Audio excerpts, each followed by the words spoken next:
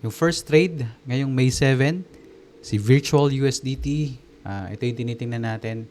Ito yung kanina, same lang din yung structure eh. So may dalawang support dito. Baka mag-retest pa dito. Tapos mang-whip dito sa level. Yun yung, ito, baka mang-whip dito. So pe-place ko na. Tingnan natin. $2 lang ulit. Babaan natin to. Yan, okay na yan. Open short. Okay. So, place na yung trade number 1 natin. Hanap pa tayo ng dalawa. Trade natin is si ENA USDT. So, tinitingnan ko to. Baka mang-whip pa dito sa dalawang double tap na to. Baka may mga orders pa dyan. So, sana wag na siyang mag-breakout pa. No? Tingnan natin. Place ko na yung order ko. Yan. Sideways yung movement. So, possible. Di natin alam. Place ko na to.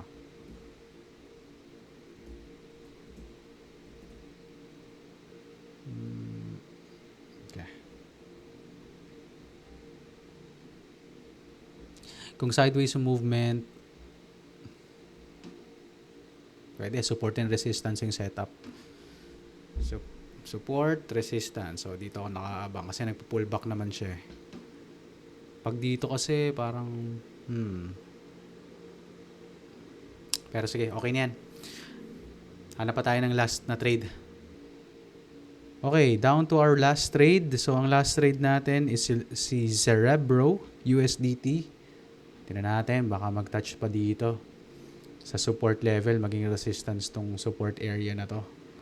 To. No? Tapos i-whip niya to. Tingnan natin. So, place ko na yung order natin. Cerebro.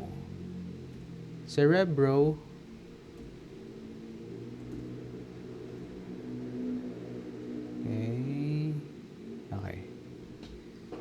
Ayan. So, kompleto na yung tatlong trades natin. First trade natin is si Virtual. Pangalawa, si ENA. Tsaka si Cerebro na yung pangatlo. Okay, tingnan na lang natin tomorrow kung anong resulta nitong mga to. Sana tamaan yung mga orders. Let's go. Tayo ng results. Ito na yung results natin kagabi.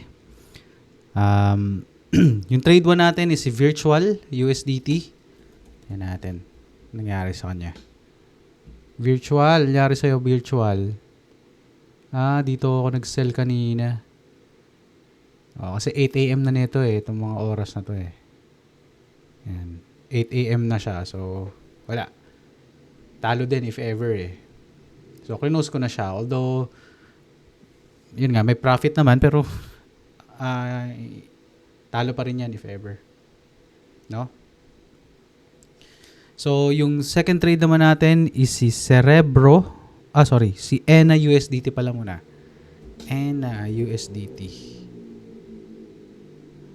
Masyado nang harsh sa akin si ENA. ENA. Sabi ko na, dito siya eh. Wala. Hindi siya tinouch muna. Bago ang lahat. No, so, close natin to kaninang umaga. 8 AM. Wala naman tinamaan eh. Tapos yung last natin is si Cerebro. Cerebro USDT. Okay, Cerebro, talo tayo dito eh. No, tinouch nga, pero wala, hindi na siya tumuloy. No, hindi na siya tumuloy. Dito na siya na-stop. Okay? So, May 8, ngayong gabi, hanap tayo ulit, 3. Malapit ko na matapos yung 100 trades. Let's go.